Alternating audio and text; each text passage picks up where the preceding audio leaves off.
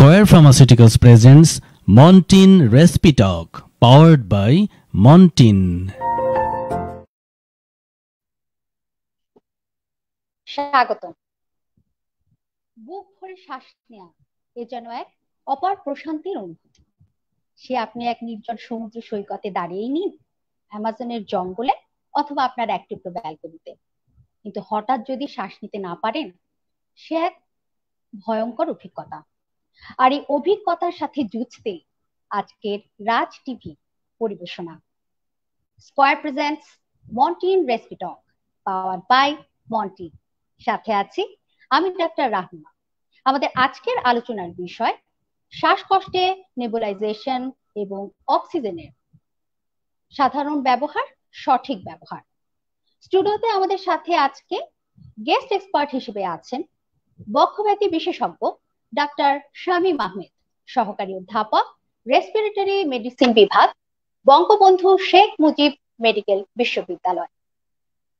কিছুক্ষণের মধ্যে আমাদের সাথে ধন্যবাদ স্যার। আসসালামু আলাইকুম, কেমন আছেন? আচ্ছা, জি জি ভালো আছে। আমি কিন্তু সহকারী অধ্যাপক না, আমি সহযোগী অধ্যাপক, সিনিয়র মোস্ট, রাইট? আপনাকে অসংখ্য ধন্যবাদ আজকের এই অনুষ্ঠানে। জি জি, আপনাকে স্বাগতম স্যার।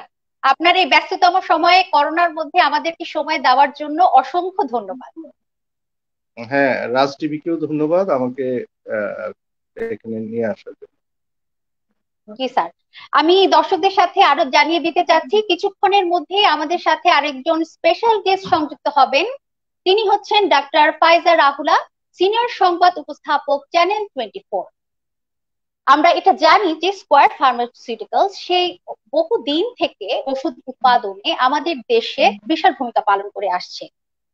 তাই স্কয়ার ফার্মাসিউটিক্যালের পক্ষ থেকে আমাদের সাথে বিশেষ অতিথি হিসেবে আছেন mister AHM Rashedul Bari, senior manager, product management department, Square pharmaceutical.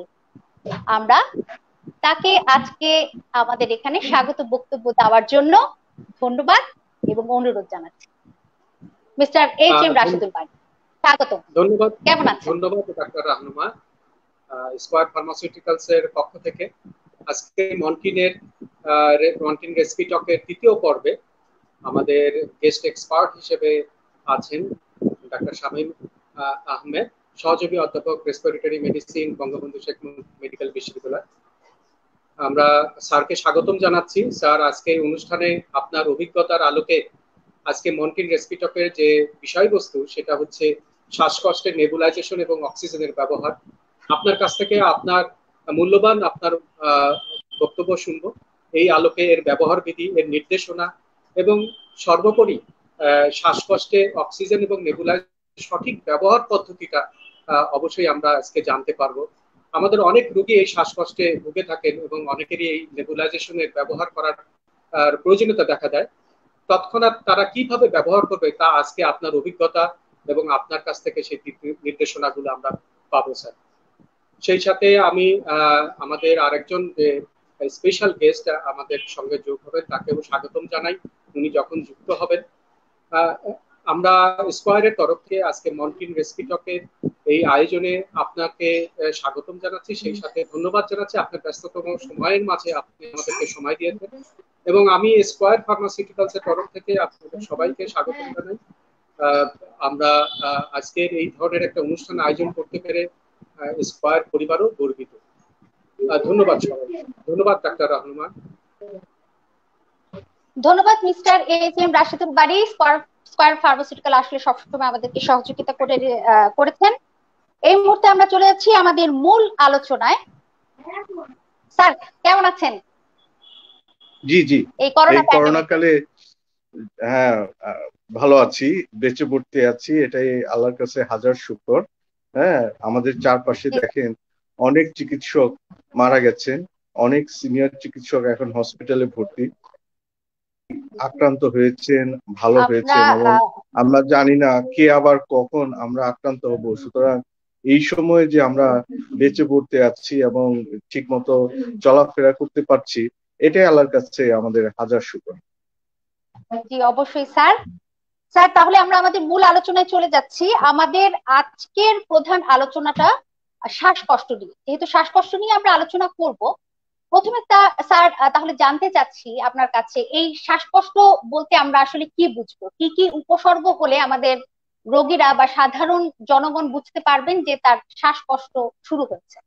যদি উপসর্গগুলো বলতে। আসলে আসলে আমাদের এটা দেখেন অত্যন্ত জরুরি যে আমরা প্রতিদিন প্রতিনিয়ত শ্বাস নেই, অথচ আমরা বুঝতে পারি না যে আমরা শ্বাস নিচ্ছি।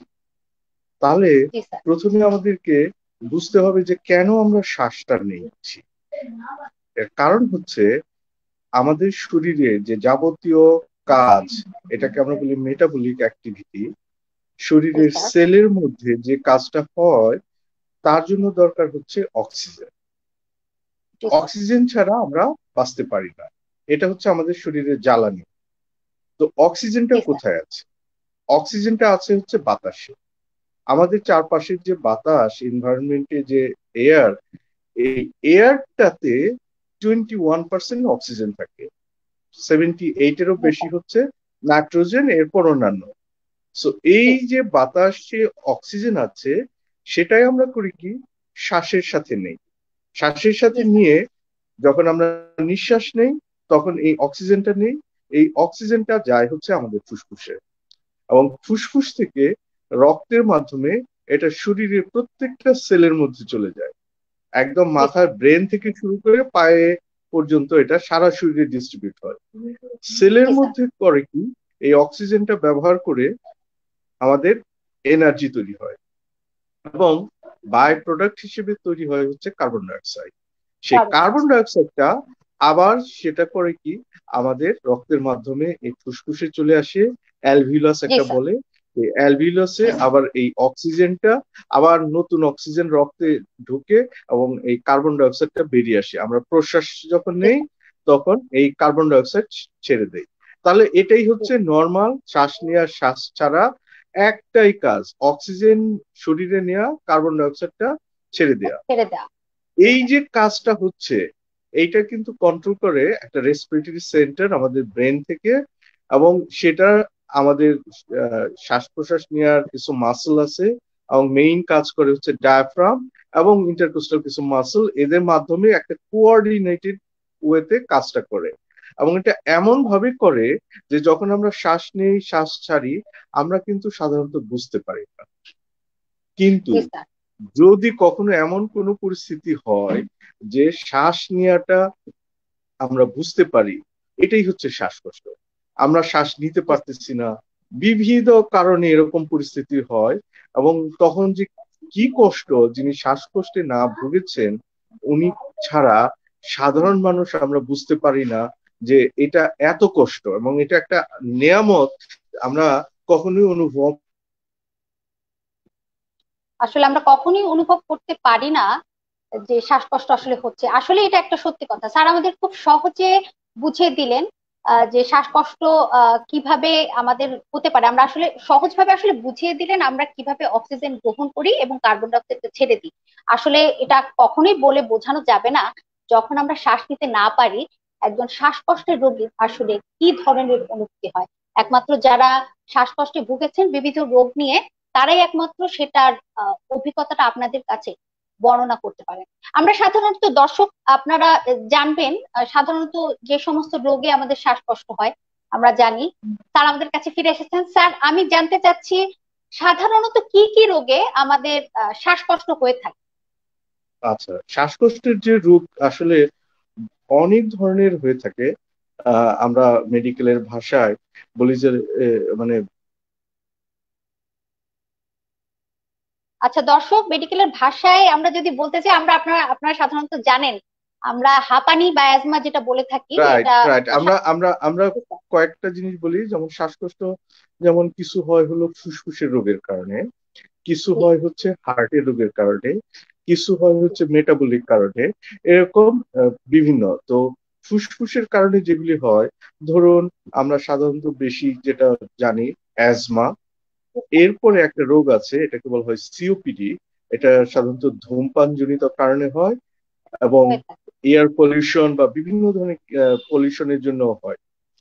আগে এটাকে বলতো ব্রঙ্কাইটিস, ক্রনিক ব্রঙ্কাইটিস। এখন এই ক্রনিক ব্রঙ্কাইটিস এমফাইসোমা এই টার্ম না ইউজ করে একসাথে বলে COPD, chronic obstructive pulmonary disease দুটা। এছাড়া ফুসফুসে যদি বাতাস জমে, ফুসফুসে যদি পুজ জমে, ফুসফুসে যদি পানি জমে, তারপরে যদি ফুসফুসে কোনো ইনফেকশন হয়, নিউমোনিয়া, এইরকম কারণে আমাদের শ্বাসকষ্ট হয়। একটা ফুসফুসের রোগ সেটা হচ্ছে পালমোনারি এম্বোলিজম বলে। যদি কোনো কারণে ফুসফুসের যে রক্তনালী আছে, এই রক্তনালীতে যদি রক্ত জমাট বাঁধে তাহলে খুব শ্বাসকষ্ট হতে পারে। হার্টের বিভিন্ন ধরনের রোগ, যেমন জন্মগত বিভিন্ন ধরনের ত্রুটি, ভালভের সমস্যা, হার্টের ছিদ্র হয়ে যাওয়া অথবা হার্ট ফেলিওর, এইসব কারণে ইভেন যে কোনো কার্ডিওমায়োপ্যাথি এবং অ্যাকিউটেমায় এইখানে শ্বাসকষ্ট হয়। এছাড়া কিছু কিছু শ্বাসকষ্ট যেমন মেটাবলিক, যেমন অ্যাসিডোসিস যদি হয় তাহলে, ডায়াবেটিক কিটো অ্যাসিডোসিস যদি হয় তাহলে হয়। আপনার ইউরেমিয়া, যাদের কিডনি ফেইলিউর থাকে, ইউরেমিয়ার জন্য শ্বাসকষ্ট হয়। এমনকি শ্বাসকষ্ট কোনো কারণ ছাড়াও হতে পারে, এবং দেখা যায় যে খুব বেশি শ্বাসকষ্ট আসলে এগুলি হচ্ছে সাইকোজেনিক। রোগীর মনে হচ্ছে যে তার কোনো শ্বাসকষ্ট হচ্ছে, কিন্তু আমরা পরীক্ষা নিরীক্ষা করে দেখি যে আসলে তেমন কোনো কারণ নাই, সাইকোজেনিক হাইপারভেন্টিলেশন হয় এবং রোগী সাবজেক্টিভ, তার নিজের মনে হচ্ছে শ্বাসকষ্ট, কিন্তু আমরা কোনো ভ্যালিড কজ পাই না। এরকম কমন আমরা অ্যাজমা, সিওপিডি, হার্টের সমস্যা এগুলিতে বেশি দেখি, কিডনির সমস্যা, মেটাবলিক, আর এছাড়াও অনেক রেয়ার কজ আছে সেখানেও শ্বাসকষ্ট হয়। এটা অনেকগুলি কারণে হয়। স্যার, করোনার ব্যাপারে যদি বলতেন। আমরা জানি, দর্শকরা জানেন যে পালমোনারি এম্বোলিজম এখন মনে হয় সবচেয়ে প্রচলিত শব্দ সোশ্যাল মিডিয়াতে। আমরা দেখতে থাকি করোনাতে এই পালমোনারি এম্বোলিজম আমাদের হয়, এবং এটার কারণে সাধারণত দেখা যায় যে হেঁটে চলছে এরকম একজন পেশেন্ট হঠাৎ করে খারাপ হয়ে যাচ্ছেন।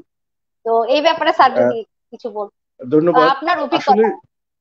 আসলে আপনার যেটা বললেন যে করোনা এবং পালমোনারি এম্বোলিজম, যেটা হয় শুরুতে তো করোনা আসলো হচ্ছে চীন থেকে। তখন আমাদের ধারণা ছিল যে শ্বাসকষ্টের কারণটা হচ্ছে ফুসফুসে প্রদাহ হয়, এবং এই প্রদাহ হওয়ার জন্য ওখানে নিউমোনিয়া এবং এআরডিএস হয়। এখানে একটা জিনিস বলি যে সাধারণ যারা দর্শক শ্রোতা, ফুসফুসটা আসলে কিরকম, আপনি যদি দেখেন যে একটা গাছ, তাহলে দেখবেন যে মোটা একটা কাণ্ড থাকে, এরপরে এই গাছটা কাণ্ডটা শুরু হতে হতে শাখা প্রশাখা এরকম হতে হতে একদম শেষ মাথায় থাকে কি অনেক পাতা থাকে, এবং এই পাতার মাধ্যমে গাছ কি করে আপনার সালোক সংশ্লেষণের মাধ্যমে এনার্জি তৈরি করে, এবং সে বেঁচে থাকে, সে কার্বন ডাই অক্সাইড নেয়, অক্সিজেন ছাড়ে। আমরা এই অক্সিজেনটা শরীরে নেই।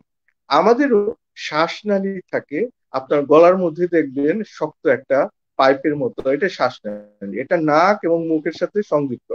এখান দিয়ে এটাকে আমরা বলি ট্রাকিয়া, এবং এটা নিচের দিকে যে দুটো ভাগ হয়, ব্রঙ্কাস, এবং দুই দিকে আমাদের বুকের মধ্যে খাঁচার ভিতরে দুটো ফুসফুস থাকে। এটারও আবার ব্রাঞ্চ হয়। এই যে ব্রঙ্কাস, এটা শ্বাসনালী একটা পাইপের মতো, এটা ভাগ হতে হতে হতে হতে অসংখ্য ভাগের পর ছোট ছোট অ্যালভিউলাস পাতার মতো থাকে, এবং সেখানে অক্সিজেন যায়, এবং এই অ্যালভিউলাসের গায়ে রক্তনালী থাকে, ক্যাপিলারি থাকে, এবং সেখানে অক্সিজেনটা ঢুকে রক্তনালী থেকে কার্বন ডাই অক্সাইডটা আবার অ্যালভিউলাসে ঢুকে। এটা হচ্ছে স্ট্রাকচার। তো প্রথম দিকে এই ওখানে সেটা ধারণা করা হলো যে সামহাও এই ভাইরাসটা আমাদের ফুসফুসে যখন যায় তখন এখানে সাইটোকাইন এবং অনেকগুলি সেল আসে, ফলে বিভিন্ন ধরনের প্রদাহ হয়ে ওখানে প্রচুর পরিমাণে সেল ফ্লুইড অ্যালভিউলাসে ঢুকে। অ্যালভিউলাস হচ্ছে অনেকটা স্পঞ্জের মতো, যার ভিতরে থাকে বাতাস। কিন্তু যখন এই কোভিড এর কারণে ওখানে প্রদাহ হয়, তখন প্রচুর পরিমাণে সেল আর ফ্লুইড যখন জমে, তখন হয় কি এই বাতাসটা ক্যাপিলারিতে ঢুকতে পারে না। এই যে সিচুয়েশন, এইটা আমরা একটা যখন বেশি হয় তখন এটাকে আমরা বলি পালমোনারি, এখানে ইডিমা হয় এবং এআরডিএস হয়, অ্যাকিউট রেসপিরেটরি ডিস্ট্রেস সিনড্রোম। ফলে হয় কি, যে অক্সিজেনটা অ্যালভিউলাস থেকে ক্যাপিলারিতে ঢোকার কথা, সেই অক্সিজেনটা করে কি আর ঢুকতে পারে না, তখন শ্বাসকষ্ট হয়। এটা ছিল আমাদের প্রথম ধারণা। কিন্তু পরে দেখা গেল স্পেশালি ইটালিতে কিছু পেশেন্ট যারা মারা গেল করোনাতে, ওদের যখন অটোপসি করা হলো তখন দেখা গেল যে ওদের যে এখানে রক্তনালী থাকে, সেই রক্তনালীতে ছোট ছোট রক্ত জমাট বাঁধা অবস্থায় আছে, এটাকে বলা হয় ব্লাড ক্লট। সো এই ব্লাড ক্লট যখন হয় তখন এই রক্ত আর প্রবাহিত হতে পারে না, ফলে হয় কি আপনার শরীরে বিভিন্ন জায়গায় অক্সিজেন আর যেতে পারে না। এই যে ব্লাড ক্লট, এটা হচ্ছে থ্রম্বোসিস। এখন কোভিড এর সাথে অন্যতম কারণ হচ্ছে, মৃত্যুর কারণ হচ্ছে ব্লাড ক্লট। শুধুমাত্র এআরডিএস দিয়ে এখন হয় না। আপনি যেটা বললেন যে কিছু কিছু সাডেন ডেথ হয়, হঠাৎ করে মারা যায়, অথবা আপাত দৃষ্টিতে মনে হচ্ছিল ভালো কিন্তু মারা যাচ্ছে, তখনই ধারণা করা হচ্ছে যে এরা শুধুমাত্র এআরডিএস না, সামহাও এই ব্লাড ক্লট, থ্রম্বোসিস এরকম কিছু ব্যাপার থাকে। আসলে আমরা তো করোনা নিয়ে নতুন নতুন ইনফরমেশন পাচ্ছি এখন পর্যন্ত, যে এটা সেটা হচ্ছে এই এম্বোলিজম এবং ক্লট, এটা একটা খুবই গুরুত্বপূর্ণ বিষয় এখানে কোভিড এর জন্য। জি স্যার, ধন্যবাদ। খুব সুন্দরভাবে আমাদের মনে যে এই বিশাল প্রশ্ন আছে করোনা সম্পর্কে সেটার উত্তর দেওয়ার জন্য। দর্শককে মনে করিয়ে দিচ্ছি, আমাদের এই অনুষ্ঠানটি আপনাদের মাঝে তথ্যটা শেয়ার করে দেওয়ার জন্য কখনোই ভুলবেন না। আমাদের অনুষ্ঠানটি লাইভটি শেয়ার করে দিন, সবার কাছে পৌঁছে দিন। আর আমাদের এই অনুষ্ঠানটি সৌজন্য হচ্ছে স্পার ফার্মাসিউটিক্যালস এর মন্টিন নামক মন্টিলুকাস ওষুধটি দিয়ে, যেটা আসলে করোনাতে এই মুহূর্তে আমরা ব্যবহার করছি। তো স্যারের কাছে আবার ফিরে আসছি। স্যার, এখন আমরা জানতে চাচ্ছি যে হঠাৎ করে যদি শ্বাসকষ্ট হয়, সে সময় তো আসলে একটা ইমার্জেন্সি সিচুয়েশন, মানুষ বাড়িতে থাকতে পারে, রাস্তায় থাকতে পারে, তো সেই মুহূর্তে আসলে আমাদের কি কি করা লাগবে? যদি আমরা কিছু করতে চাই সে সময় কি করতে পারি? আচ্ছা, আপনি কি শ্বাসকষ্ট মানে ইন জেনারেল নাকি কোভিড রিলেটেড শ্বাসকষ্ট? ইন জেনারেল, এখন কোভিড রিলেটেড না, আমরা ধরে নিচ্ছি শ্বাসকষ্ট হচ্ছে। জি স্যার। আচ্ছা আচ্ছা, এখন যেটা হয় যে তাহলে আমাদের এই সময়ে যদি কোনো পেশেন্টের শ্বাসকষ্ট হয় তখন কিন্তু আমাদের প্রথমে মাথায় রাখতে হবে যে ওনার কি আগে কোনো সমস্যা ছিল নাকি ছিল না। ধরুন ফুসফুসের যে সমস্যার কথা বললাম, অ্যাজমা বা সিওপিডি অথবা হার্টের সমস্যা, সাধারণত এর কিন্তু একটা ক্রনিক একটা হিস্ট্রি থাকে। যে কোনো জিনিসই ইমার্জেন্সি আউট অফ নাথিং কম হয়। একটা দীর্ঘমেয়াদী একটা হিস্ট্রি ছিল, একটা অসুখ ছিল, তারই একটা চূড়ান্ত পরিণতি হয় এরকম অ্যাকিউট সিচুয়েশনে। যেমন ধরুন কারো অ্যাজমা ছিল, হঠাৎ করে অ্যাকিউট এক্সাজারবেশন হয়ে গেল, কারো সিওপিডি ছিল, হঠাৎ করে অ্যাকিউট এক্সাজারবেশন ছিল, ফুসফুসের অন্যান্য রোগে অ্যাকিউট এক্সাজারবেশন ছিল। তার মানে তার আগে কোনো অসুখ ছিল কিনা সেটা দেখতে হবে। হার্টের সমস্যা ছিল, তার ধরা গেল যে ব্লাড প্রেশার বেশি, ডায়াবেটিস, হঠাৎ করে দেখা গেল শ্বাসকষ্ট, অ্যাকিউট এলভিএফ বলি আমরা, যে হার্ট ফেল করছে অ্যাকিউটলি, তাহলে এরকম একটা। আরেকটা জিনিস হচ্ছে যে রোগীর বয়সটা কিন্তু একটা ইম্পর্টেন্ট।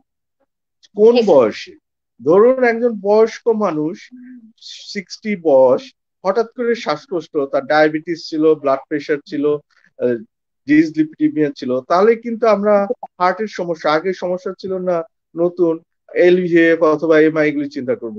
কিন্তু একটা ইয়াং ছেলে 20-22 বছর, 14 বছর বয়স থেকে তার শ্বাসকষ্ট ছিল হাঁপানির জন্য, তাহলে এটা আমরা ভাববো হচ্ছে অ্যাকিউট এক্সাজারবেশন। তার মানে হচ্ছে তার প্রিভিয়াস হিস্ট্রি এবং সে কি মেডিকেশন নিত, কোন চিকিৎসকের কাছে যেত, এগুলি কিন্তু আমাদের মাথায় রাখতে হবে। যে কোনো শ্বাসকষ্ট এটা কিন্তু ইমার্জেন্সি সিচুয়েশন। শ্বাসকষ্ট কিন্তু মানে ওভারলুক করার মতো কোনো বিষয় না। আমরা অনেক সময় পেটে গ্যাস হলে ব্যথা হয়, ভাবি যে ওকে ওয়েট অ্যান্ড সি, দেখি কোন দিকে যায়, কিন্তু শ্বাসকষ্ট কিন্তু সেরকম না। তার মানে হচ্ছে কোথাও শ্বাসকষ্ট হলে তাকে প্রাথমিক যেটা করতে হবে, আগে যদি কোনো চিকিৎসা উনি নিয়ে থাকতেন, যেমন অনেকে ইনহেলার নেয়, তাহলে কিন্তু ব্রঙ্কোডাইলেটর অনেকে বহন করে, সেটা কিন্তু একটু ব্যবহার করতে হবে। ওনাকে খুব দ্রুত নিকটস্থ কোনো চিকিৎসা কেন্দ্রে, হসপিটাল, ক্লিনিক বা যেখানে ফ্যাসিলিটি আছে ইমার্জেন্সি, ওখানে একটু যেতে হবে, যে একজন চিকিৎসককে দেখাতে হবে এবং চিকিৎসক ওনাকে দেখে অ্যাসেস করে, হিস্ট্রি নিয়ে পরীক্ষা নিরীক্ষা করে তারপর কারণটা খুঁজে বের করার চেষ্টা করবে। কিন্তু এর মধ্যে কয়েকটা জিনিস করতে হবে, সেটা হচ্ছে শ্বাসকষ্টের জন্য আমরা প্রথমে যেটা দেখি যে কোনো মানে স্যাচুরেশনটা আমরা দেখি যে হাইপোক্সিয়া, হ্যাঁ, অক্সিজেন কমে গেছে কিনা। তখন আমরা কি করি, একটু অক্সিজেন দিয়ে রাখি, একটু পজিশনের ব্যাপার আছে, কিছু কিছু পেশেন্টের স্টেরয়েড ইনজেকশন দেয়, এটা অ্যাকর্ডিং টু কজ সিচুয়েশন সেটাই। সুতরাং আমরা যে অক্সিজেন দিব, এই ফ্যাসিলিটি যদি না থাকে, স্যাচুরেশন দেখবো সেটা যদি না থাকে, এখন তো কোভিড এর সময় আমাদেরকে প্রত্যেকটা রোগীকে পালস অক্সিমিটার দিয়ে দেখতে হবে। সুতরাং আমাকে সব বিবেচনা করে তারপরে আমাকে একটা সলিউশনে আসতে হবে। কিন্তু এই রোগটা নির্ণয়ের আগে তাকে যেটা করতে হবে, প্রাথমিক কিছু জিনিস, অক্সিজেন, নেবুলাইজেশন, পজিশনিং, এগুলি কিন্তু মাস্ট। আমি যদি দেখি যে এটা হার্ট অ্যাটাক, তাহলে আমরা অ্যান্টিপ্লেটলেট দেই, এগুলি কিন্তু আমাদেরকে অবশ্যই মাথায় রাখতে হবে। এবং এরপরে আমাদের কিছু পরীক্ষা নিরীক্ষা করতে হবে। অন্যান্য যে কজ আমি বলেছি যে কিডনি রোগ, দেখা যায় আমাদের এরকম অনেক হয়, শ্বাসকষ্টের রোগী, আমরা ভাবতেছি অ্যাজমা, আমাদের বক্ষব্যাধিতে চলে আসলো, ভর্তি হলো, পরে আমরা দেখলাম যে এই শ্বাসকষ্টটা আসলে ইউরেমিয়া, তার ক্রিয়েটিনিন অনেক বেশি। এখন তাকে লাগবে যেটা চিকিৎসা, সেটা হচ্ছে ওনাকে ডায়ালাইসিস করতে হবে। এইগুলি মাথায় রেখে আমাদেরকে চিকিৎসা দিতে হবে। জি স্যার, ধন্যবাদ। দর্শক, আপনারা নিশ্চয়ই বুঝতে পারছেন যে আসলে শ্বাসকষ্টের আমাদের অনেক কারণ থাকতে পারে। যদিও করোনার সময় আমাদের প্রধান চিন্তাটা আসলে করোনার দিকেই চলে যায়, তারপর আমাদের মাথায় রাখতে হবে অনেক কারণেই শ্বাসকষ্ট হয়, এবং শ্বাসকষ্ট হলে আপনাদের প্রথমেই নিকটস্থ যে হাসপাতাল আছে সেখানে নিয়ে যেতে হবে, এবং চিকিৎসক যে চিকিৎসা ব্যবস্থা করতে দেন সেই অনুযায়ী কাজ করতে হবে। তো স্যার, আমরা এখন কিছু প্রশ্নে চলে যাব। আমাদের দর্শকরা তাদের সমস্যা নিয়ে কিছু প্রশ্ন আমাদের কাছে নিয়ে এসেছেন। আমি একজনের প্রশ্নটা আপনাকে জানাচ্ছি। মাইনুল হক রাসেল, ওনার ছেলের বয়স 8 বছর। এপ্রিল মাস থেকে হঠাৎ করে তার শ্বাসকষ্ট শুরু হয়, যেটা তার আগে শ্বাসকষ্টের কোনো হিস্ট্রি ছিল না। তখন তারা শেরেবাংলা মেডিকেল কলেজ বরিশালে নিয়ে আসেন। সেখানে তার অ্যালার্জি আইজি টেস্ট করা হয় এবং সেটা বেশি আসে, 3000 ইন্টারন্যাশনাল ইউনিট পার ml আসে। এবং সেখানে তাকে Bexitrol F inhaler, tablet Provair, syrup ketotifen, nasal spray Flutica দেয়া হয়, এবং শ্বাসকষ্ট হলে নেবুলাইজ করতে বলা হয়। এগুলো এখন পর্যন্ত চলছে, কিন্তু এখনো মাঝে মাঝে তার শ্বাসকষ্ট হচ্ছে এবং গলার মধ্যে খক খক করে কাশি হচ্ছে এবং কাঁপ আসছে। স্যার, আপনি যদি স্যার এই ব্যাপারে কিছু বলেন। ধন্যবাদ। উনি যেটা বললেন 8 বছরের বাচ্চা, খুব সম্ভবত ওনার অথবা ওনার মিসেস, স্বামী স্ত্রী কারো এরকম কোনো অ্যালার্জির সমস্যা ছিল। অ্যাজমা, অ্যালার্জি, এগুলি কিন্তু একটা আরেকটার কাজিন। হ্যাঁ, সো এই জন্যই ওনার ছেলেরও 8 বছর বয়সে এই সমস্যাগুলি হয়েছে। ওনার যে চিকিৎসাগুলি দেওয়া হয়েছে, যে আপনার মন্টেলুকাস্ট এবং স্টেরয়েড ইনহেলার প্লাস কিটোটিফেন, এগুলি কিন্তু এটার জন্য চিকিৎসা মূলত। এগুলি আসলে কিছু পরীক্ষা নিরীক্ষা করে, শুধুমাত্র অ্যালার্জেন না, এদেরকে দেখা যায় যে আমরা স্পাইরোমেট্রি করি, আরো বুকের একটা এক্সরে করি, নাকের একটা এক্সরে করে দেখি যে পিএনএস অথবা পলিপ বা এরকম কিছু আছে কিনা, তারপরে এই চিকিৎসা দেই। এখন অনেক সময় দেখা যায় এগুলি হয় রাইনোসাইনোসাইটিস উইথ ব্রঙ্কিয়াল অ্যাজমা অথবা ইউসিনোফিলিক অ্যাজমা, এরকম বিভিন্ন ধরনের। সো দেখা যায় যে কিছু কিছু পেশেন্ট এই যে গলার মধ্যে আটকে যায় বা নাকে আটকে যায়, এটা দেখা যায় যে পোস্ট নাজাল ড্রিপ বলে, অর্থাৎ নাক থেকে একটু একটু ফ্লুইডের মতো আস্তে আস্তে গলায় যায়, এবং সেখানে যে সবসময় গলাকে এক ধরনের সুরসুরির মতো হয়, এবং তখন মনে হয় যে না, আমি গলাটা পরিষ্কার করি। তো এর জন্য নাকেরও কিছু স্প্রে, ন্যাজাল স্প্রে, এটা দিতে হয়। আর এইখানে এরকম রোগীর ক্ষেত্রে কয়েকটা জিনিস, একটা হচ্ছে এটা হচ্ছে মেডিকেশন, আরেকটা হচ্ছে কশন কশন আরেকটা হচ্ছে এডুকেশন। ওনাকে এই সমস্যাগুলি সম্পর্কে খুব ভালোভাবে বুঝিয়ে জানিয়ে দিতে হবে, এক। আর 2 নম্বর হচ্ছে যে সব ট্রিগার, অর্থাৎ অনেক কিছু, ধুলাবালি থেকে শুরু করে অনেক সময় ফুলের রেণু, পাতা, ঘরের যে বালিশ, চাদর, বিভিন্ন ধরনের যদি পেটস থাকে, পশম, এইসবেও দেখা যায় এগুলি বেড়ে যায়। সো এরকম যদি কোনো ট্রিগার ফ্যাক্টর থাকে, সেই ফ্যাক্টরগুলিকে দূর করতে হবে, ওষুধগুলি ওনাকে কন্টিনিউ করতে হবে, ভিজা ভাবে থাকবে না, নাকটা বন্ধ হয়ে গেলে নরসল দিয়ে একটু নাকটা পরিষ্কার করে দিবে, ওষুধগুলি খাবে, এবং গলা যদি হয় অনেক সময় গলা গরম পানিতে গড়গড়া করলে লবণ পানিতে একটু ভালো রেজাল্ট পাওয়া যায়।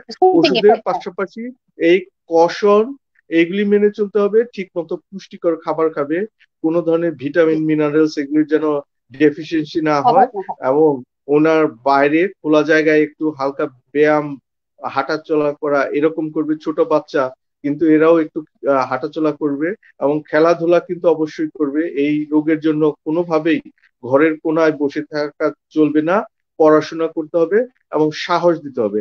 একটা জিনিস আপনাকে বলে রাখি যে আমাদের যে ফুসফুসের গঠন, আমি বলেছিলাম ব্রঙ্কাস এবং এর যে শাখা প্রশাখা, এটা কিন্তু আপ টু 14 বছর পর্যন্ত বাড়তে থাকে।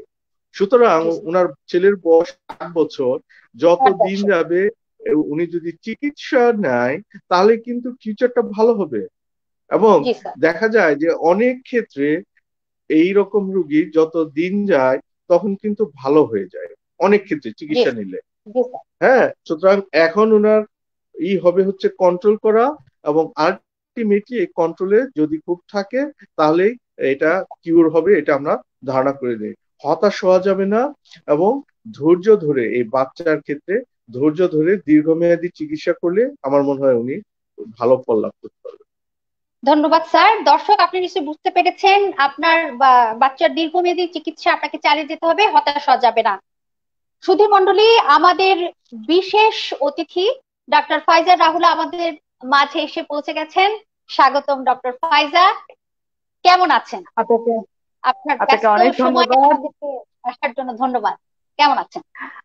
আপনাকেও অনেক ধন্যবাদ আমাকে এখানে আসার জন্য, সুযোগ দেওয়ার জন্য এবং আমন্ত্রণ জানানোর জন্য অনেক ধন্যবাদ। আসলে কেমন আছি, আমরা সবাই একই রকমে আছি বলে আমার মনে হয়। কিছুটা তো আসলে সবাই ভয়েও আছি, টেনশনও কাজ করছে একরকম, তারপরেও আসলে আমরা কাজ করে যাচ্ছি, কাজ করার চেষ্টা করছি, এবং কিভাবে আসলে নিজে সাবধানে থাকা যায়, পরিবারের সবাইকে সাবধানে রেখে কাজ করা যায় সেই চেষ্টাটা করে যাচ্ছি। আমার মনে হয় আমরা সবাই আসলে সেভাবেই কাজ করে যাচ্ছি, সেরকমই আছি যেমন আসলে আমরা সবাই আছি, ভালো থাকার চেষ্টা করছি।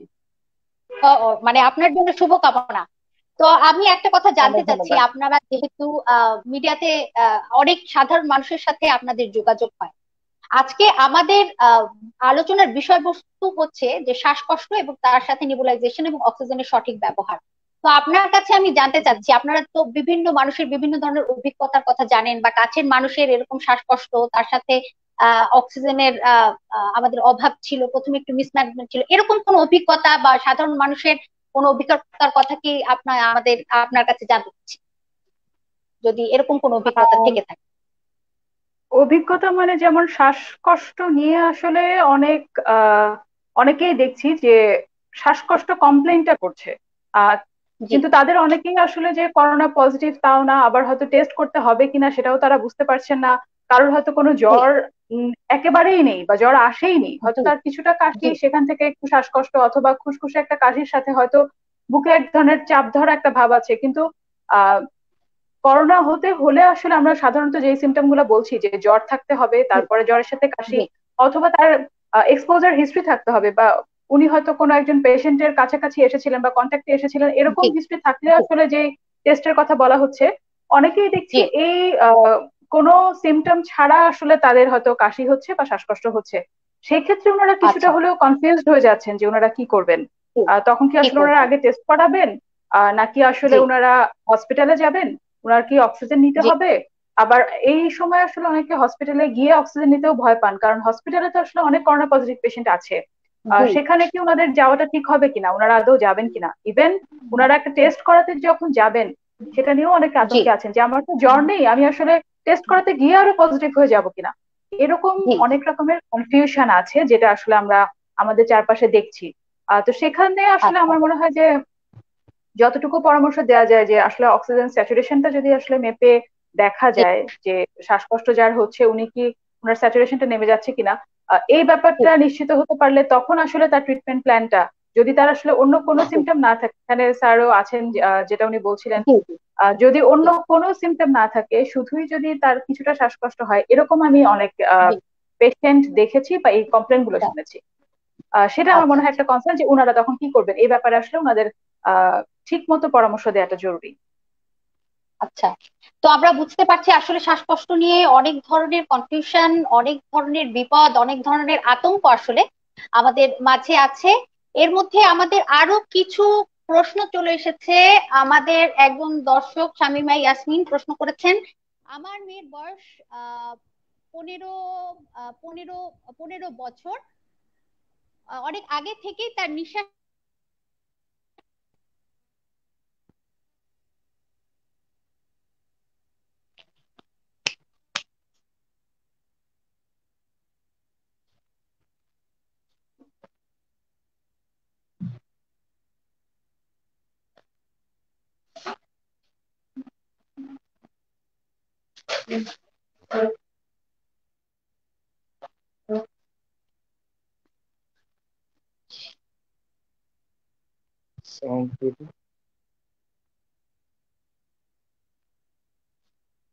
আমার মনে হয় উনি আসলে হয়তো ডিসকানেক্টেড হয়েছেন, আমি কিন্তু তাকে দেখতে পাচ্ছি না। জি ডক্টর জি শামীম, জি আপনি কি জি জি দেখতে পাচ্ছেন কিনা? আচ্ছা, হ্যাঁ হ্যাঁ, প্রশ্নটা কি ছিল?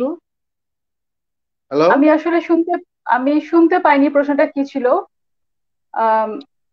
আচ্ছা স্যার, এখানে আমরা প্রশ্নে লাইভ কমেন্টে স্যার দর্শকের প্রশ্নে চলে যাচ্ছি। স্যার জি সালমা ইয়াসমিন প্রশ্ন করেছেন, ওনার মেয়ের বয়স 15 বছর, অনেক আগে থেকেই তার নিঃশ্বাস নিতে সমস্যা হতো এবং অনেকবার ডাক্তার দেখিয়েছেন।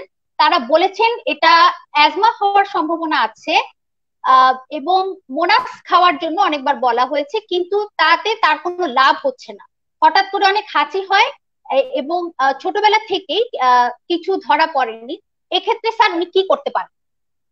ধন্যবাদ। আসলে ওনার যে মেয়ের বয়স 15 বছর, মন্টিলুকাস কিন্তু একটা চিকিৎসা, কিন্তু এটা পূর্ণাঙ্গ চিকিৎসা না। ওনার যে বর্ণনা, এই বর্ণনা শুনে মনে হচ্ছে যে এটা ব্রঙ্কিয়াল অ্যাজমা।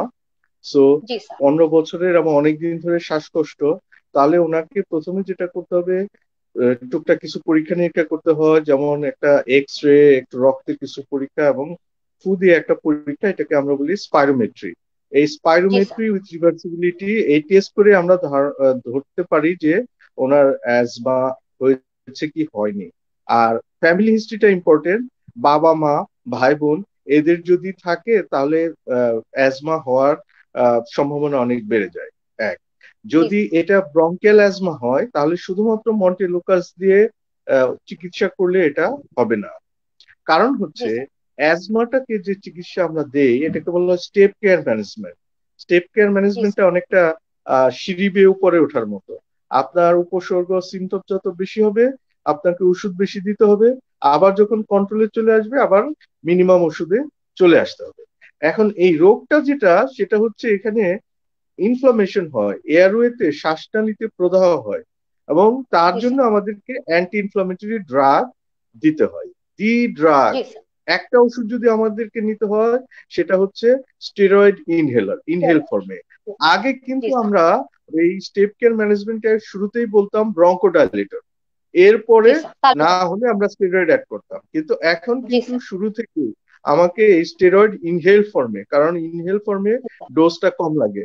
সুতরাং ওনার মেয়েকে অবশ্যই ইনহেল স্টেরয়েড এটা অ্যাড করতে হবে, নইলে শুধুমাত্র মন্টেলুকাস দিয়ে এটা কন্ট্রোল করা যাবে না। এই জন্য উনি যে কোনো নিকটস্থ বক্ষব্যাধি বিশেষজ্ঞের সাথে দেখা করে ওনার মেয়ের জন্য স্টেরয়েড ইনহেলার এবং সাথে অন্যান্য ওষুধ এটা অ্যাডজাস্ট করে নিতে হবে, এবং টুকটাক কিছু পরীক্ষা করতে হবে।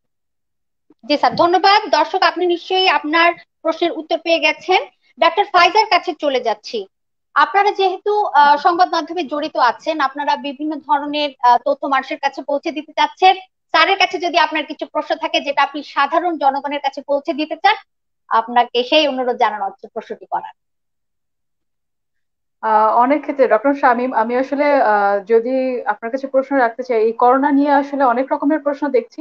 তার মধ্যে একটি প্রশ্ন আসলে এরকম যে অনেকেই দেখা যাচ্ছে একবার টেস্ট করিয়েছিলেন, তারপর তিনি পজিটিভ এসেছেন, তার 14 দিন পরে তাকে আসলে পরামর্শ দেওয়া হয় যে আপনি আরেকবার টেস্ট করাবেন।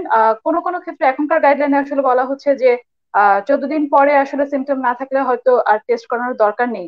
এই বিষয়টি আপনার কাছে জানতে চাই যে আপনি কি পরামর্শ দেবেন যদি উনি একবার পজিটিভ হন, ওনার যদি সিমটম থেকে থাকে পজিটিভ হলেন, তারপরে আসলে আমরা আহ এই মুহূর্তে আসলে তার উপসর্গ দেখে অথবা উপসর্গ যদি নাও থেকে থাকে আমরা কি পরামর্শ দিতে পারি? ধন্যবাদ। খুবই খুবই সুন্দর একটা প্রশ্ন।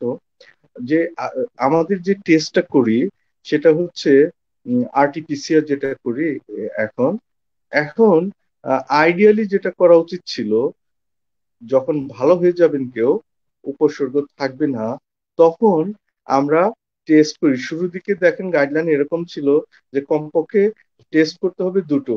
হ্যাঁ, দুটো করে যদি নেগেটিভ হয় তাহলে আমরা বলবো যে নেগেটিভ। কিন্তু এখন আমরা দেখি যে এই যে আরটিপিসিআর করি যে কিটগুলি, এগুলি কিন্তু সারা পৃথিবীতে স্বল্পতা রয়ে গেছে। এই জন্য গাইডলাইন গুলি চেঞ্জ করে আহ, যেটা করা হলো যে যদি উপসর্গ না থাকে কমপক্ষে 3 দিন, একটানা 3 দিন ধরুন কারো কোনো জ্বর নাই, কাশি নাই, শ্বাসকষ্ট নাই বা অন্যান্য উপসর্গ নাই, তাহলে আমরা ধরে নিতে পারি যে ভালো।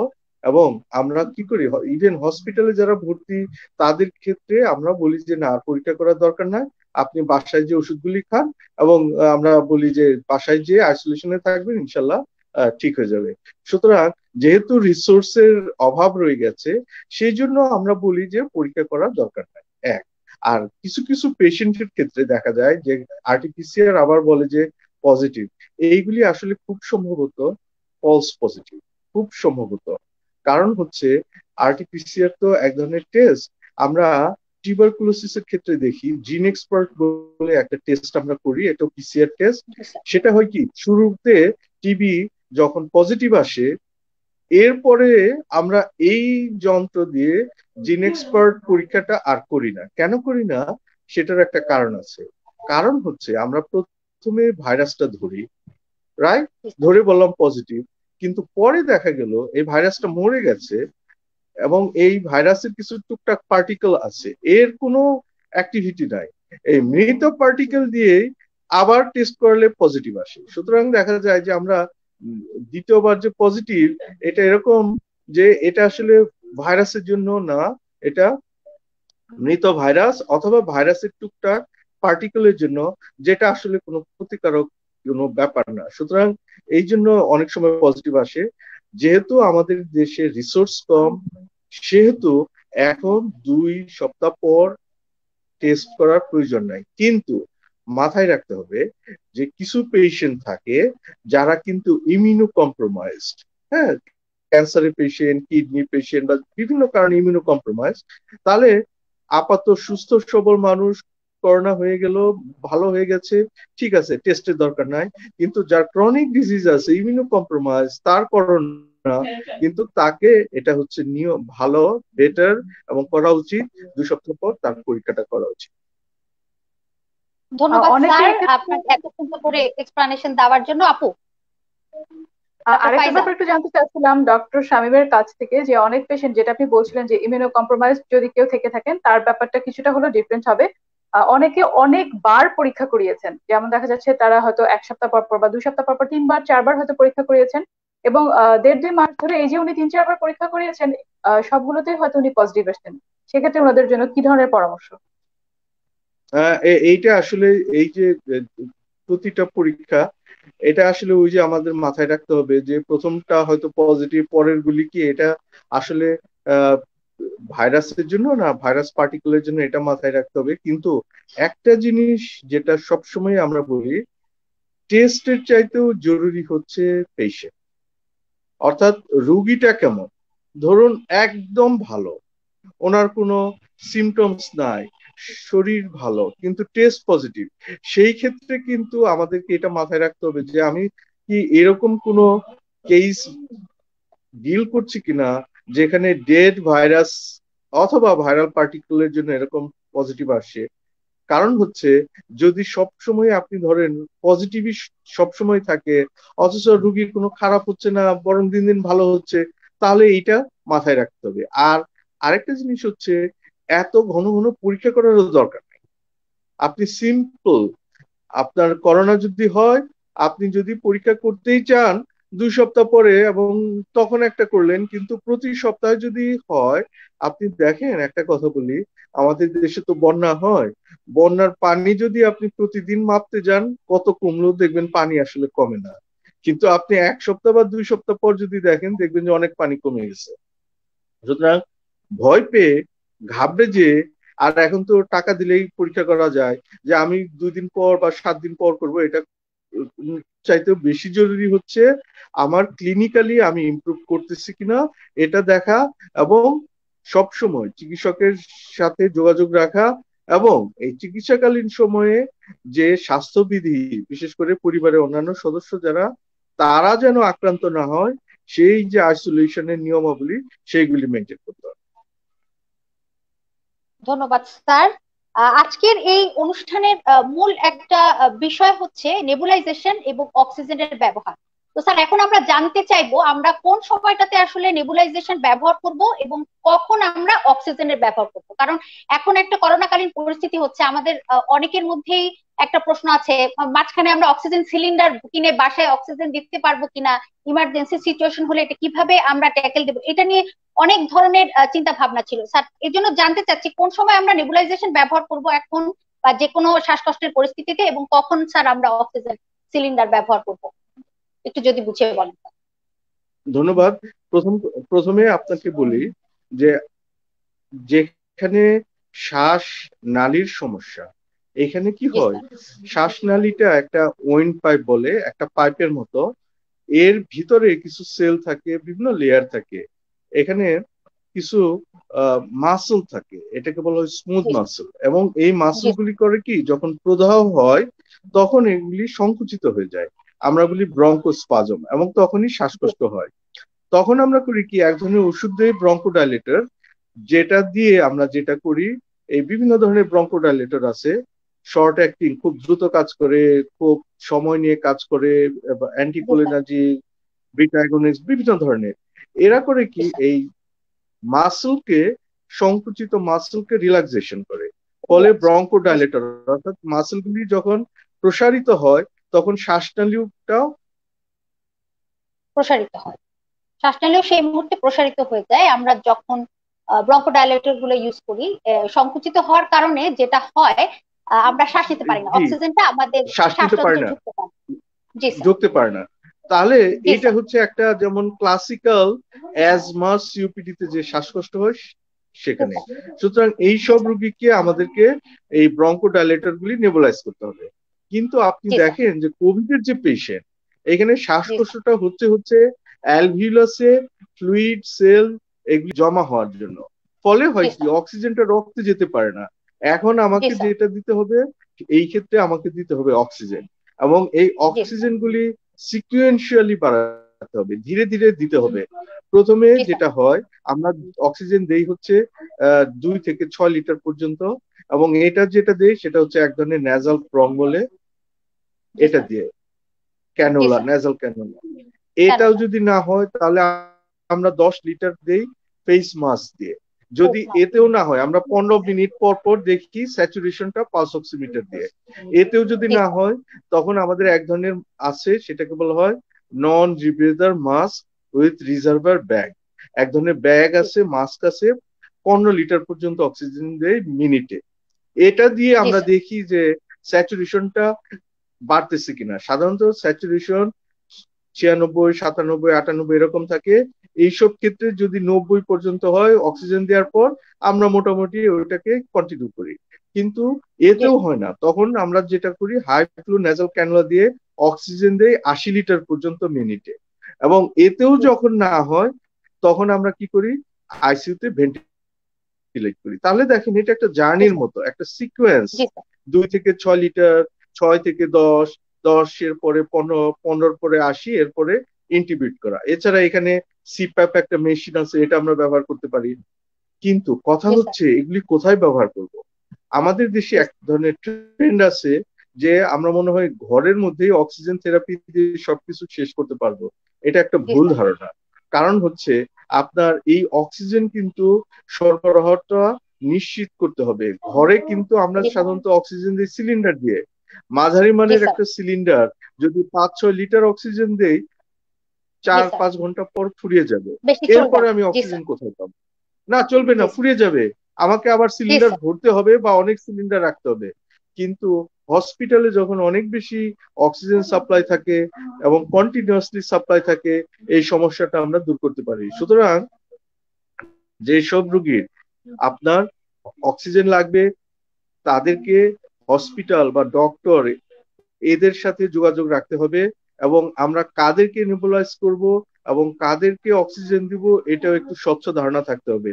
শ্বাসনালীর জন্য অক্সিজেন না, শ্বাসনালীর জন্য হচ্ছে ব্রঙ্কোডাইলেটর, স্পাজম যখন হয়। অক্সিজেন হচ্ছে কোভিড এর জন্য। আরেকটা জিনিস হচ্ছে যে আমরা এই যে দিব পেশেন্টকে, আমাদের টাইম টু টাইম মনিটর করতে হবে এটা আসলে কোন দিকে যাচ্ছে, কেমন হচ্ছে। মনিটর না করলে কিন্তু আমরা বুঝতে পারবো না।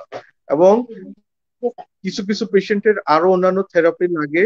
এখানে আরেকটা জিনিস বলি আপনাদের, এখানে যেটা নেবুলাইজারের কিন্তু এই কোভিড সিচুয়েশনে নেবুলাইজারকে একটু ডিসকারেজ করা হয়। কেন ডিসকারেজ করা হয় আপনাকে আমি বলি।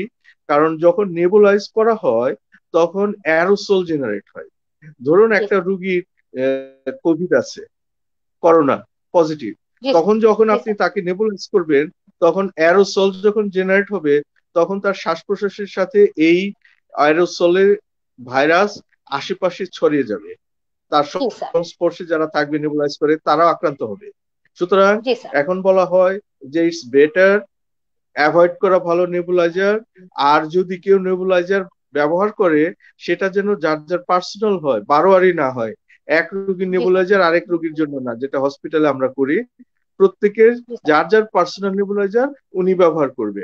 এখানে আরেকটা জিনিস বলি যে নেবুলাইজারের যে এফিকেসি, আমরা আরেকটা, এটা তো আসলে ওষুধ দেওয়ার জন্য আমরা আরেকটা ডিভাইস ব্যবহার করি, সেটা হচ্ছে ডিভাইস বা এক ধরনের খুবই রেসপু চেম্বার। রাইট, আপনি যথার্থ বলেছেন, রেসপু চেম্বার অথবা স্পেসার। যদি কোনো রুগী ঠিক, স্পেসার একটা প্লাস্টিকের মতো খুবই সিম্পল, আমরা এমডিআই যেটা মিটার ডোজ ইনহেলার, যেটা এটা কি করি, ও ইনহেলারটা ওটার সাথে লাগিয়ে 1-2 চাপ দেই, তারপরে জোরে জোরে টানতে বলি। রাইট, একটা কোঅর্ডিনেটেড ভাবে। যদি কেউ ঠিক মতো এই স্পেসার ব্যবহার করে এবং স্পেসারটাকে ঠিক মতো পরিষ্কার রাখে, তাহলে দেখা যায় যতটুকু এফিকেসি, কারণ আমার ওষুধটা তো শ্বাসনালীতে যেতে হবে, এটা এবং নেবুলাইজার সেম এফিকেসি। অর্থাৎ স্পেসার দিয়ে দিলে যতটুকুন লাভ হবে, নেবুলাইজ করলে ঠিক একই রকম এফিকেসি হবে।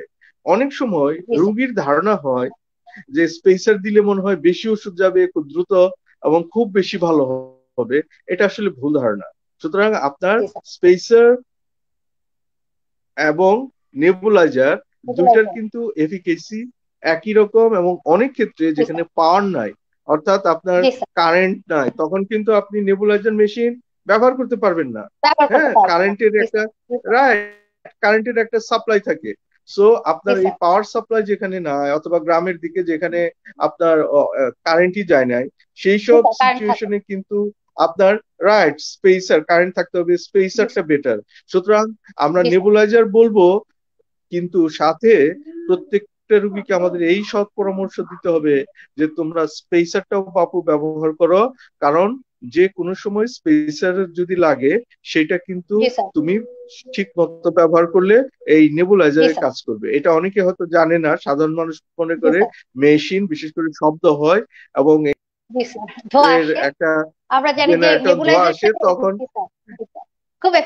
তখন তাদের এক ধরনের সাইকোলজিক্যাল হয়। কিন্তু এটা আমি এই মেসেজটা যে একই রকম, এবং অবশ্যই এটাও সবাই জানো যে এই করোনাকালীন সময়ে যে কোনো পেশেন্ট, শ্বাসকষ্টের রোগীকে কিন্তু আমাদের সাসপেক্টিভ করোনা, এটা মাথায় রাখতে হবে এবং আমাদেরকে একটু সাবধানতা অবলম্বন করতে হবে যাতে করে অন্য কেউ আক্রান্ত না হয়। জি স্যার, অসংখ্য ধন্যবাদ। দর্শক, আপনারা নিশ্চয়ই স্যারের ব্যাখ্যা বুঝতে পেরেছেন, কখন আপনারা নেবুলাইজার ব্যবহার করবেন, কখন স্পেসার ব্যবহার করবেন, এবং অবশ্যই অক্সিজেন বাসায় না ব্যবহার করার জন্য বলা হচ্ছে, কারণ এটা আসলে রোগীর জন্য একটা খারাপ জরুরি ইমার্জেন্সি অবস্থা সৃষ্টি হবে। ডক্টর ফাইজা, আপনার কাছে চলে যাচ্ছে। আমাদের দর্শকদের উদ্দেশ্যে, তারা আসলে ভয়ঙ্কর এংজাইটি অ্যাটাকে আছেন, চিন্তিত আছেন, তাদেরকে সাহস দেওয়ার জন্য আপনি কিছু বলুন, যেন তারা ভয় না পান। আসলে অনেক করোনা পজিটিভ পেশেন্টও এমন আছেন যে যাদের আসলে সেই অর্থে কোনো সিমটমই নেই এবং তারা খুব দ্রুত আসলে ভালোও হয়ে যাচ্ছেন। কারো কারো ক্ষেত্রে হয়তো কিছুটা কমপ্লিকেশন ডেভেলপ করছে এবং তাদেরকে আসলে হয়তো চিকিৎসার জন্য যেতে হচ্ছে বা হাসপাতাল পর্যন্ত যেতে হচ্ছে, কিন্তু একটা বড় অংশই আসলে বাড়িতে থেকে উনি হয়তো আইসোলেশনে আছেন যাতে ওনার থেকে অন্যরা কেউ আক্রান্ত না হন। আইসোলেশনে থেকে উনি খুব দ্রুতই হয়তো সুস্থ হয়ে যাচ্ছেন, 1-2 সপ্তাহের মধ্যে সুস্থ হয়ে যাচ্ছেন। এই কারণেই যদি কারোর আসলে টেস্ট করার পরে পজিটিভও আসে, আমি বলবো সেই অর্থে সবারই যে ভীত হতে হবে তা নয়। ভয় না পেয়ে মেনে চলতে হবে, সাবধানে থাকতে হবে এবং চিকিৎসকের পরামর্শ মতো আসলে যদি ওষুধপত্র কিছু দেওয়ার থাকে সেই ব্যাপারগুলোর দিকেই নজর রাখতে হবে। উপসর্গ থাকলে সেটার চিকিৎসা করাতে হবে, কিন্তু আতঙ্কিত হওয়ার আসলে এখানে কোনো দরকার নেই, কারণ বেশিরভাগ রোগী আসলে সুস্থ হয়ে যাচ্ছেন কোনো কমপ্লিকেশন ছাড়া। এর বেশি আসলে আর খুব বেশি কিছু বলার নেই। ধন্যবাদ ডক্টর ফাইজা। দর্শক, আপনাদের আমরা সর্বোচ্চ সাহস দিয়ে যাচ্ছে, আপনারা আতঙ্কিত হবেন না। আপনাদের প্রথম যে কাজটা এখন করতে হবে, আমাদের প্রোগ্রাম লাইভটা একবার শেয়ার দিয়ে দিতে হবে। আপনাদের আরেকবার মনে করিয়ে দিচ্ছি, our program is sponsored by Montin. The name of the program is Montin recipe talk. স্যারের কাছে আবার ফিরে আসছি। স্যার, আমি এখন জানতে চাচ্ছি, আমাদের মধ্যে নেবুলাইজার বা ইনহেলার ব্যবহারের আসলে কিছু কিছু ক্ষেত্রে ভয় কাজ করে, কারণ অনেক ধরনের যন্ত্র নিয়ে আমরা এটা কাজ করি। আমি প্রশ্ন করতে যাচ্ছি, স্যার, এই নেবুলাইজার আমরা আসলে সর্বোচ্চ কতবার ব্যবহার করতে পারবো? আপনি যদি বলেন একদিনে কতবার বা কত ঘন্টা পর পর ব্যবহার করতে পারবো, বা ইমার্জেন্সিতে কতবার আমরা ব্যবহার করতে পারবো, তাহলে দর্শকরা এটা সম্পর্কে একটা ক্লিয়ার আইডিয়া পাবে। ধন্যবাদ। যে এটা আসলে প্রথম কথা হচ্ছে যে ইফেক্টিভলি ব্যবহার করতে হবে। নেবুলাইজার যখন আমরা ব্যবহার করি তখন কিন্তু খুব মেটিকুলাসলি ধৈর্য ধরে আমাকে নেবুলাইজ করতে হবে। অনেক সময় দেখা যায় যে আমরা যে ফ্লুইডটা দেই এখানে, এখন সুখের খবর হচ্ছে আমাদের বিভিন্ন ফার্মাসিউটিক্যালস কোম্পানি এই ওষুধগুলি একদম প্রি মিক্সড একটা রিফিল ইসের মধ্যে চলে আসে, আমরা বাজার থেকে কিনতে পারি বিভিন্ন ধরনের ওষুধ। আগে এটা ছিল না, ফলে হতো কি, আগে আমাদেরকে এটাকে মিক্স করে তারপর তৈরি করতে হতো। রাইট, এটা এখানে যেটা হয় যে ফ্লুইডটা কিন্তু কমপক্ষে 3 ml লাগে, কারণ হচ্ছে সব ওষুধ কিন্তু আমার ব্যবহৃত হয় না, অনেকটা ওই যন্ত্রের মধ্যেই মেশিনে লেগে থাকে, গায়ে লেগে থাকে। সুতরাং আমাকে এটা মাথায় রাখতে হবে যেন 3 ml ফ্লুইড থাকে, এবং এই ফ্লুইডটা ডিস্টিল ওয়াটার। হ্যাঁ, রাইট, ডিস্টিল ওয়াটার আইডিয়াল হচ্ছে ডিস্টিল ওয়াটার, এবং এই ডিস্টিল ওয়াটারের মধ্যে আমরা ওষুধটা, কিন্তু এখন এগুলি বিভিন্ন কম্বিনেশনের ওষুধ মার্কেটে প্রিমিক্স থাকে, সুতরাং রোগীদেরকে চিন্তা করার কিছু নাই, চিকিৎসক লিখে দিলে সেটা উনি ব্যবহার করবে। 1, 2 নম্বর হচ্ছে যখন উনি এটা ব্যবহার করবে তখন নেবুলাইজারটা মুখের মধ্যে যেভাবে যে স্টেপ গুলি আছে সে মাস্কটার মতো সেখানে মুখের মধ্যে রাখবে। 2, এখানে মেশিনটা ঠিক মতো চলে কিনা সেটা একটু এনশিওর করতে হবে, এবং ধৈর্য ধরে, দেখা গেল 5 থেকে 10 মিনিট ধৈর্য ধরে ওনাকে নেবুলাইজ করতে হবে। খুব চটপট 1 মিনিটে শেষ হলো সেটা করা যাবে না। 1, আরেকটা জিনিস হচ্ছে যে আইডিয়ালি আমরা স্পেসার, এটা কিন্তু বেশ কয়েকবার বারে বারে আমরা ব্যবহার করি, 5 বার 6 বার 7 বার সারাদিনে আমরা ব্যবহার করি, কোনো সমস্যা হয় না। সুতরাং আমরা যেহেতু এটা এমডিআই ব্যবহার করি, স্পেসার ব্যবহার করি, নেবুলাইজারও আমরা এটা ব্যবহার করতে পারবো। কিন্তু আমাকে যদি নেবুলাইজার 1 বার 2 বার করার পরও দেখি যে কোনো লাভ হচ্ছে না, তখন আমাকে স্পেশাল কিছু জিনিসপত্র দেখতে হবে যে আমার ডায়াগনোসিস গুলি ঠিক আছে কিনা, আগে কি কি ওষুধ পেতো, হিস্ট্রি গুলি কেমন, কোমরবিডিটি আরো আছে কিনা, এবং অন্যান্য ওষুধ লাগবে কিনা।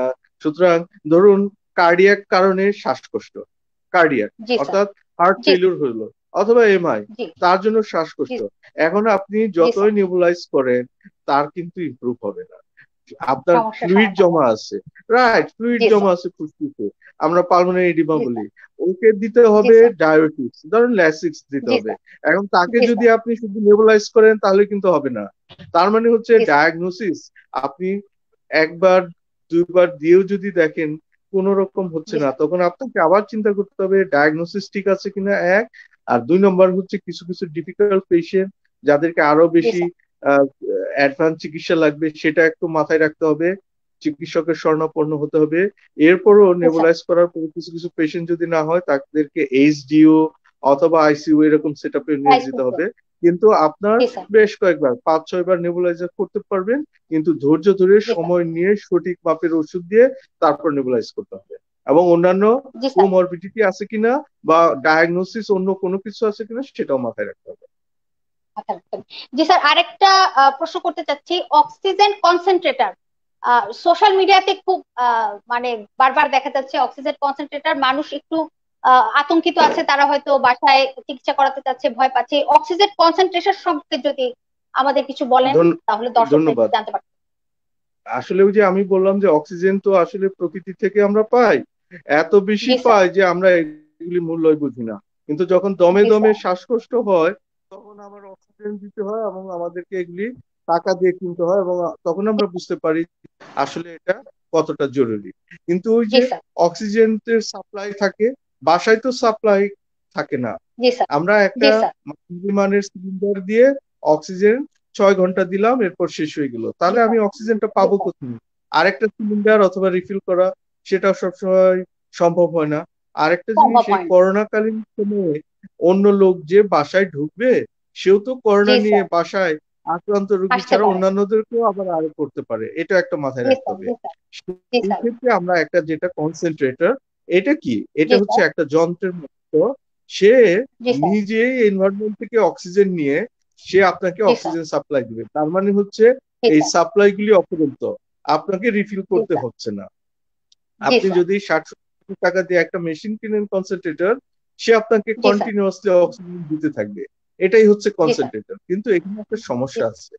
সমস্যাটা হলো অক্সিজেন কনসেন্ট্রেটর দিয়ে আমরা অক্সিজেন দিতে পারি 6-7, কিছু কিছু ক্ষেত্রে 10 লিটার পর্যন্ত প্রতি মিনিটে। কিন্তু সব করোনার তো এইটুকুন লাগে না। কিছু কিছু পেশেন্ট দিকে সিভিয়ার দিকে যখন যায় তখন তাদের অক্সিজেন লাগে, আমি বলেছি যে হাই ফ্লো নেজাল ক্যানুলাদের 70-80 লিটার পর্যন্ত। সেইটা কিন্তু আমার এই অক্সিজেন কনসেন্ট্রেটর দিয়ে অধিক পরিমাণ অক্সিজেন আমরা দিতে পারবো না। সুতরাং এটা একটা ড্রব্যাক হচ্ছে, যদি আমাকে বেশি অক্সিজেন দিতে হয় সেই ক্ষেত্রে আমাকে অবশ্যই হসপিটাল সেটআপ লাগবে। কিন্তু এই কনসেন্ট্রেটর দিয়ে যেটা সুবিধা হয় সেটা হলো আমরা লো ফ্লো অক্সিজেন অনেকক্ষণ দিতে পারবো এবং এটা আমার রিফিল করা লাগবে না। সুতরাং যারা অনেকেই ভাবলেন যে বাসায় অক্সিজেন কনসেন্ট্রেটর কিনলাম কেল্লাফতে আমার আর কোনো সমস্যা হবে না, এটা কিন্তু ভুল ধারণা। এই জন্য আমি আবার বলি, যাদের অক্সিজেন খুব বেশি লাগে দয়া করে আপনারা হসপিটাল সেটআপে যাবেন অথবা চিকিৎসকের পরামর্শ নেবেন। আমাদের করোনা ডেডিকেটেড হসপিটালে অনেক বেড ফাঁকা আছে, এক। আরেকটা জিনিস হচ্ছে, আপনি দেখেন শুরুর দিকে অনেক করোনা রোগী তারা শুধুমাত্র পরীক্ষা করাতো না যে ঝোট ঝামেলা হবে বাইরে যাব, কিন্তু যখন খারাপ হয়ে যায় তখন কোনো হসপিটাল তাদের নেয় না, কোভিড হসপিটাল নেয় না বিকজ তাদের টেস্ট করা নাই, আর নন কোভিড নেয় না বিকজ কোভিড হতে পারে। কিন্তু যদি শুরুতে কেউ একটা পরীক্ষা করে হাতে একটা টেস্ট থাকে, এখন অবশ্য পরিস্থিতি অনেক উন্নত হয়েছে কিন্তু এটা শুরুর দিকের কথা, সেরকম থাকলে পজিটিভ থাকলে যে কেউ ভর্তি করবে ডেডিকেটেড হসপিটালে। সেরকম যদি অক্সিজেন খুব বেশি লাগে, হসপিটালের সাথে যোগাযোগ থাকে, আপনি দ্রুত হসপিটালে যেতে পারবেন। দয়া করে শুধুমাত্র ঘরের অক্সিজেনের উপর নির্ভর করে বসে থাকবেন না। এখানে আরেকটা জিনিস আপনাকে বলি যে আমাদের দেশে কম্পারেটিভলি ইয়াং, বা শুধু আমাদের দেশে না সারা বিশ্বে যারা ইয়াং বাঙালি এদের মৃত্যুর হার একটু বেশি ছিল। তার অন্যতম কারণ ছিল একটু ঘরে ঘরে থাকা, অর্থাৎ মৃত্যুর আগ পর্যন্ত অথবা একদম খারাপ হওয়ার আগ পর্যন্ত উনি গা করেন নাই, কিন্তু হঠাৎ করে খারাপ হয়ে এরপর হসপিটালে গেলেন, কিন্তু তখন আর কিছু করার থাকে না। এই করোনার ক্ষেত্রে অক্সিজেন এবং ওই যে বলেছি যে রক্ত জমাট বাঁধে, থ্রম্বোসিস হয়, অ্যান্টিকোয়াগুলেন্ট, এই দুইটা হচ্ছে সবচেয়ে কার্যকরী চিকিৎসা, অক্সিজেন এবং অ্যান্টিকোয়াগুলেশন।